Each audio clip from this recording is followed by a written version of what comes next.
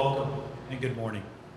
My name is Theron Protze. I'm the Chief Operating Officer here at the Kennedy Space Center Visitor Complex. The story of space is a story of humans calling to explore. On behalf of all associates at Delaware North, it is our honor to share this story with the people from all over the world. Today is about honoring the 3 brave men of Apollo 1 who were pioneers of space exploration. This tribute to Virgil Grissom, Edward White, and Roger Chaffee focuses on their heroes who gave their lives to further space exploration and pave the way for future space exploration. This tribute will teach many generations of the people who these heroes were as astronauts and as fathers, and to know that their legacy will forever live on. We often say we stand on the shoulders of giants. This tribute serves as a reminder of these courageous heroes who made the ultimate sacrifice. They are part of an ongoing story of making the impossible possible and making dreams a reality. Today, we are honored as well to have 2 men from the Apollo program, General Charlie Duke, General Tom Stafford here with us today, as well as many other shuttle astronauts and future astronauts for further space exploration. I'd like to thank you for being here today as we honor these 3 brave men. We honor each of you, the family members, the friends, and the Kennedy Space Center workforce. And now I'd like to introduce Mr. Robert Cabana, our Kennedy Space Center director, and also a 4-time shuttle astronaut.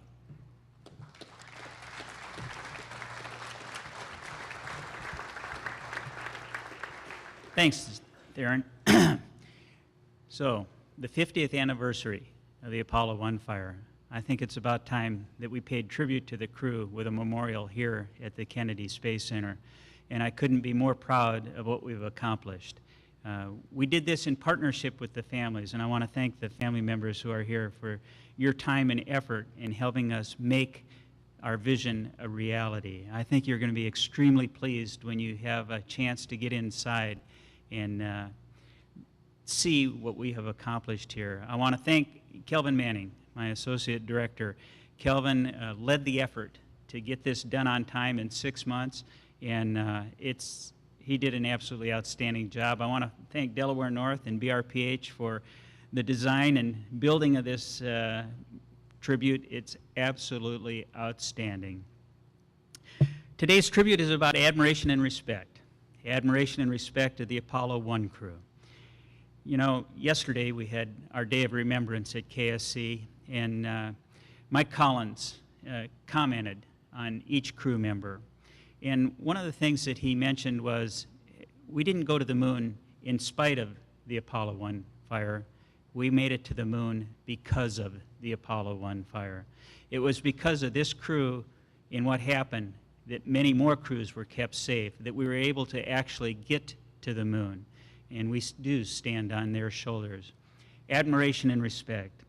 This astronaut pin that you notice over here looks a little different than the one I'm wearing. When astronauts get selected, they complete their astronaut candidate training, and they're given a silver astronaut pin. And when they fly in space, they get a gold one that flew in space with them.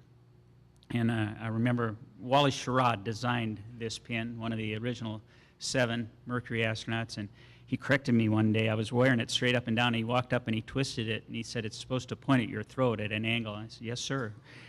And Deke Slayton, the original Apollo 7 astronauts, Deke was chief of the astronaut office. Deke was medically grounded and didn't get to fly, and he wasn't going to get his gold pin.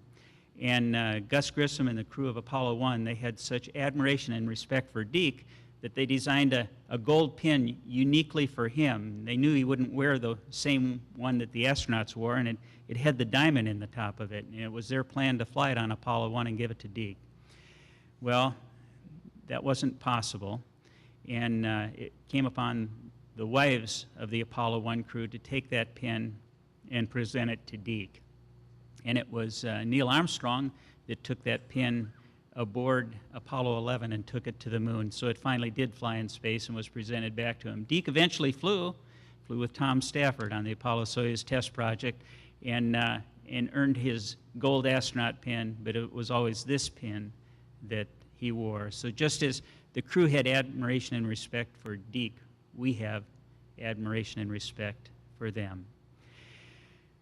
So, special day, and I want to introduce somebody very special to the space program, Lieutenant General Tom Stafford, to share his remembrances on the crew in the Apollo program. General Stafford is a 1952 graduate of my alma mater, the United States Naval Academy, which is the undergraduate institution with more astronauts than any other. I would like to point that out. General Tom went into the Air Force. He was also the first one in his class to make 1, 2, and 3-star rank. A 4-time space flyer. He flew on a Gemini 6, first rendezvous in space. He commanded Gemini 9 with the second EVA in space. He commanded Apollo 10. Didn't actually get to land on the moon, but did the first lunar rendezvous and got very close to the surface, paving the way for the Apollo 11 crew to make it there safely. And then the Apollo-Soyuz test project, which set the stage for our cooperation with the Russians on the Shuttle Mir program and the International Space Station. Please welcome Lieutenant General Tom Stafford.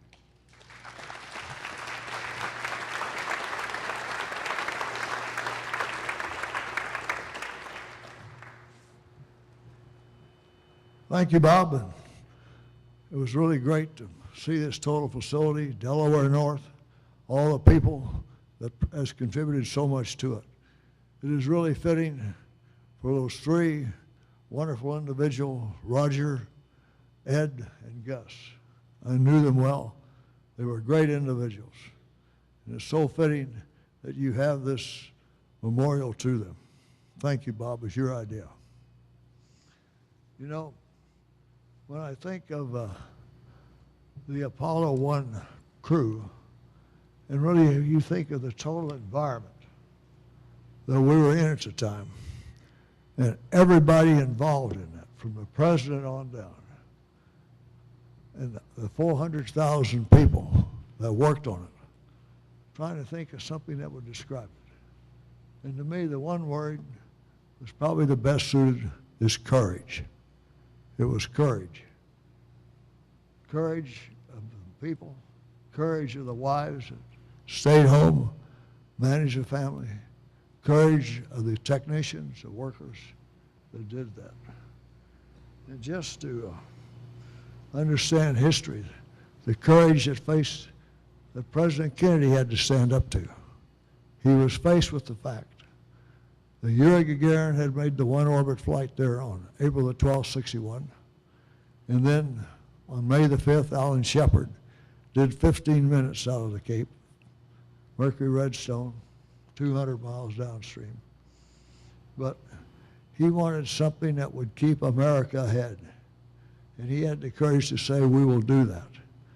But to just give you a little bit of history, he went to Vice President Johnson, who headed the Space Council, said, Mr. Vice President, I want to know, what can we do to leap ahead of the Soviets? And I need the answer in 2 weeks. So LBJ was not a shrinking valley. He said, I'll have the answer for you, Mr. President. And he gathered Dr. Von Braun, Dr. Gilruth, Abe Silverstein, Max Vijay around. And in 2 weeks, he came back. He said, Mr. President, here's what we have. We have 3 situations. Number 1 is we do not think there's any way the United States can beat the Soviet Union on a free return around the moon. And they can say the Soviets have been to the moon. That would show the rest of the world. There's about a 50% chance that we can equal them in orbiting the moon. But we feel confident, Mr. President, there is no way that they can beat us in landing on the moon and safely returning. And that will tax the best of America. It'll put us ahead technically, economically. And Kennedy had the courage to say, that's what we'll do. And then 3 weeks after Al Shepard's flight, he went in front of the Congress and put forth Project Apollo. He didn't use Apollo then, he used the word, we'll land a man on the moon and safely return. Turns out we had 2 men on the moon and safely returned, as you know, Charlie. And From that, I want to talk about the three people, Roger, Ed, and Gus, and work them in with what we had. The first became obvious, to go to the moon is going to take really a bridge step, something for long duration flight. Finally rendezvous, and again there were three options that came up. The first, Dr. Gilruth at Houston, he wanted to go directly to the moon. He would have a giant booster. It would weigh around 14 million pounds. It would be 2.5 times bigger than this one. It would be awesome. And they'd drop off stages and return. Dr. von Braun wanted one, weigh about 10 million pounds, say, around 1.5 times as big as a Saturn V. It would rendezvous in Earth orbit, drop off stages direct. And finally, from Langley, Dr. John Hubalt came back and said, no, the answer is a lunar orbit rendezvous. Drastically reduce the weight, the cost, the time, and he was right. So it was really 1 year and 2 months after President Kennedy made the commitment, it was finally decided how we will go to the moon. And we'll use a lunar orbit rendezvous. So we started off. But fortunately, we were very fortunate that Dick Slayton assigned Gus Grissom the task of going to McDonnell, who had won the contract for Gemini. And Gus lived there for nearly 2 years, designing the cockpit, worked on the systems, the subsystems. And in fact, everything about it was Gus. And we kind of laughingly call it the Gusmobile. And to a lot of us, what made Gemini so successful was all that dedication and effort that Gus put into that. Unfortunately, we did not have the same type on Apollo. And once we started out, we started down the road, and then in Gemini, we flew 10 missions in Gemini in 20 months, which is unbelievable what we did. Was that my fault? I left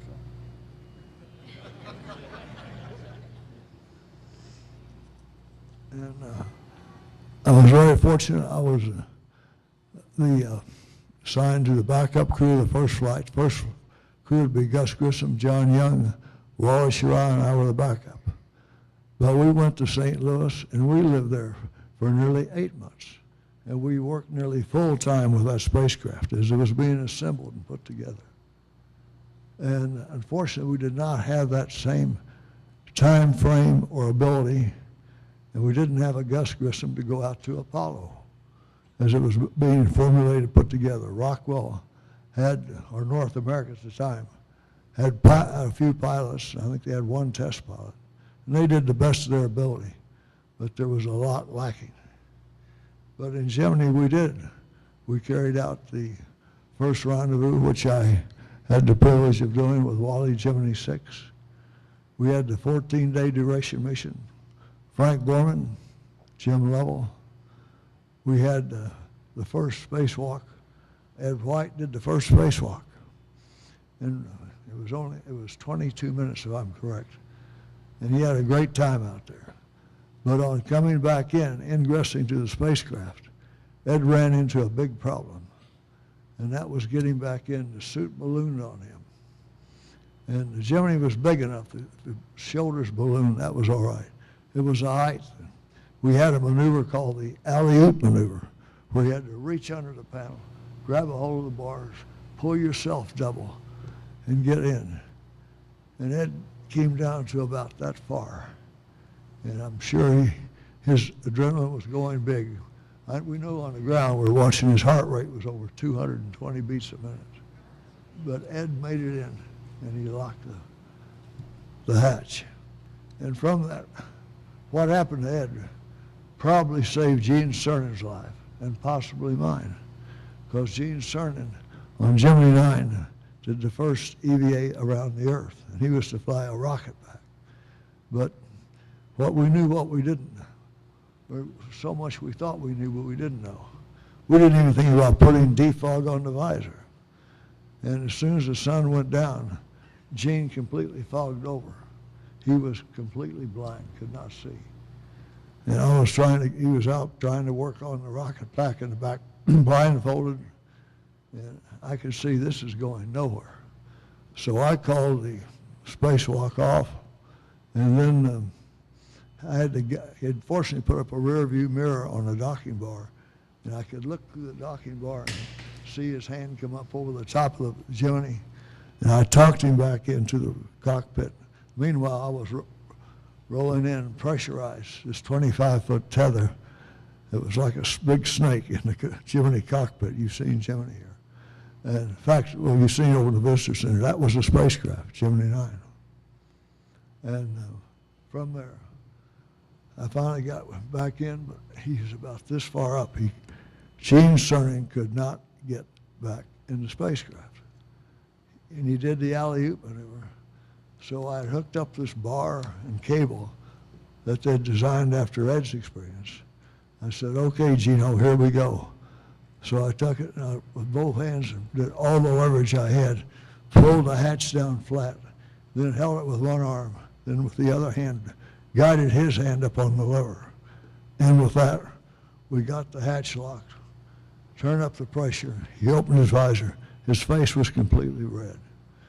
And I grabbed the water gun and just hosed him down. You're not supposed to have water in a spacecraft, but I had to get him cooled off. In that 2 hours and 5 minutes, Cernan lost 13 pounds. That is not a good way to lose weight. So we said, hey, time out on walking and working in space till we really understand it. So we made the next two rather conservative, and from that, the idea came up of training underwater. And you see now today on the space station, Bob, I think we have, 138 spacewalks about that. All very successful. And they train in that giant pool we have at Houston, 5 to 7 hours at a time. So that was the learning curve. Gemini was the key. Also, we know from history and seeing the Soviet archives, Gemini was the program that pushed us ahead of the Soviets. And then on to Apollo. Well, first let's talk about Ed. I first met Ed at the test pilot school. I was an instructor. Ed was one of my students. He did very well. He was assigned as a test pilot, Wright-Patterson, and I'd see him occasionally. He'd come through, or I'd be at Wright-Patterson. And then we were together in the final selection down in Houston for the second group of astronauts that would do most of the Gemini and the Apollo missions. And but we did, as NASA says, it's going to be delayed. And meanwhile, I'd been assigned to Harvard Business School, so we stopped by Wright-Patterson, saw Ed and Pat, had a party had a lot of students at Wright-Patterson. I went on to Harvard. I was there for 3 days. I got a call from Deke. Are you still interested? I said, yes, sir. He says, get on down here in 3 days. I said, okay. So I was a dropout. I was the first dropout of the class of 64 of Harvard Business School. I haven't regretted it a bit. And so I would see Ed quite a bit. And Ed was a wonderful person, always had a very positive, outgoing attitude, good pilot. Roger Chaffee. I got to know Roger some. He was in the third group. Our assignments were not ever near the same area, but he had a good reputation as a good pilot. I know that Roger had great judgment because he married a lady from Oklahoma City, Martha Horn, whose parents had a large feed store. It wasn't any small feed store, it's still there. It is huge. So Roger had good judgment. Very positive person. And so we finally got going on Apollo after those 10 Gemini flights. And they were assigned to the spacecraft that's depicted here. I think it's serial number 012. And I was assigned as a backup commander to the second Apollo flight. Jim McDivitt Dave Scott, Rusty Schweikert. I had John Young and Gene Cernan. And we were in Los Angeles at the same time, at the same hour, that this tragic accident occurred. And anyway, things were going so bad in the test that I was in charge of running in that spacecraft. The water glycol was leaking, there was electrical short, communications was cutting out. I remember John Young said, go to Earth orbit, go to the moon. Said, hell, this thing will never make it to Earth orbit. And it was so bad, I called the tests off. Said, we'll come back when you get this spacecraft fixed. And so as they started to get out of the hatch, as I mentioned to Bob earlier, they had, and there's supposed to be so many seconds to open the hatch. No way, believe me. And then if you have any pressure against it, it makes it even more difficult. But I got out and had an emergency call from Al Warden. We're up on the test stand. He said, have you heard about the accident at the Cape? I said, no. I said, why? I said, the fire on the pad. I was thinking booster. I said, what about the crew? He said, unfortunately, all three are dead. I said, I just didn't understand it. I said, Al, he was in the support room. Say that again. Are you sure? He said, yes, I'm sure. Of fire in the spacecraft. So John and Gene were still down in the spacecraft working, cleaning up. So I leaned down through the hatch and said, come on, get out of here quick. I led them down to the floor, got them out there, so I don't know any details. We've just got the word we've lost the first Apollo crew at the Cape on pad 34. I don't know any details. So that night we got in our 338s, we flew back. I remember the next morning I went to Ed White's house, saw Pat, and the little children, Bonnie, Eddie. But we were a group, a family. And as the way the whole astronaut group was, sure there was competition. But there was no Gus Grissom to be out in North America there for that 2 years to get that spacecraft squared away. And fortunately, when it came to the shuttle, Bob, as you know, there was a lot of time spent working on that and continue on. So I think it's wonderful what you've done here.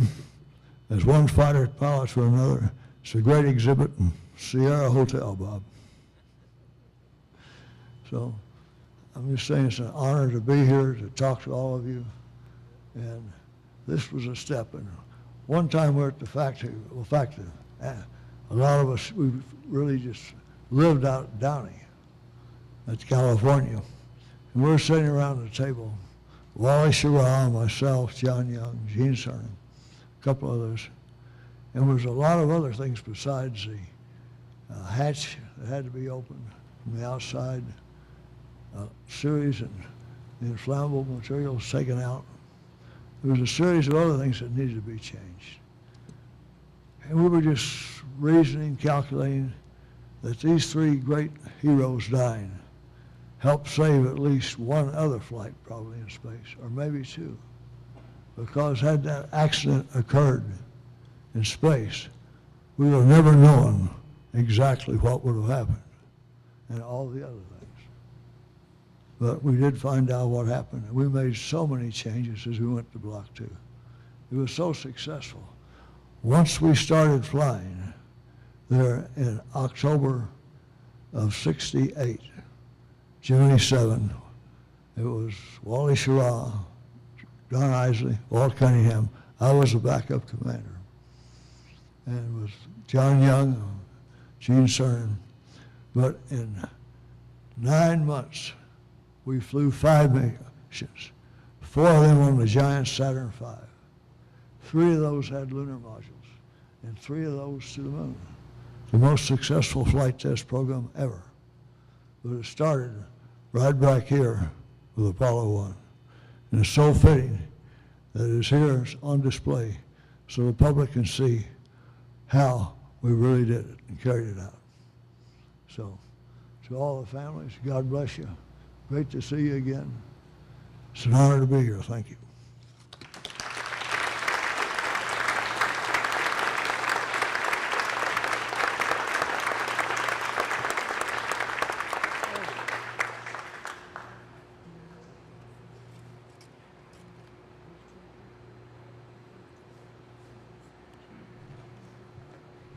Thank you so much, General Tom.